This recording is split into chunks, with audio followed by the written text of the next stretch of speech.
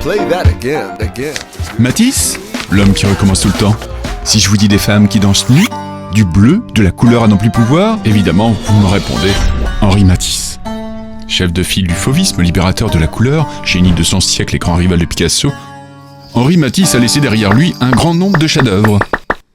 À contrario d'Obélix, tombé dedans quand il était petit, Matisse, lui, est tombé dedans à cause, ou plutôt grâce, à une crise d'appendicite et à une boîte de peinture offerte par sa mère. Plusieurs options s'offrent alors à notre petit Henri, se former aux Beaux-Arts, se former auprès d'un ponte de la peinture, Gustave Moreau, partir faire la fiesta sur la Riviera avec ses potes à Saint-Tropez. Après quelques soirées avec son camarade, André Derain à Collioure, il se décide enfin à mettre ses idées sur toile. La lumière, la couleur et les formes l'inspirent.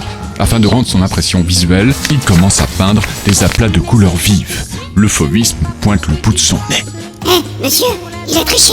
Non. Après avoir copié sur son voisin plusieurs fois et vice-versa, il se décide enfin à faire cavalier seul. Malgré cela, encore embrumé par l'absinthe, Henri n'arrive pas à exprimer clairement ses idées et son ressenti.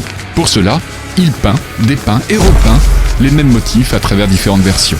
Le serial obsessionnel est donc né. Son côté obsessionnel d'un même sujet, d'un même motif, l'amène à utiliser les techniques de l'huile à la détrempe.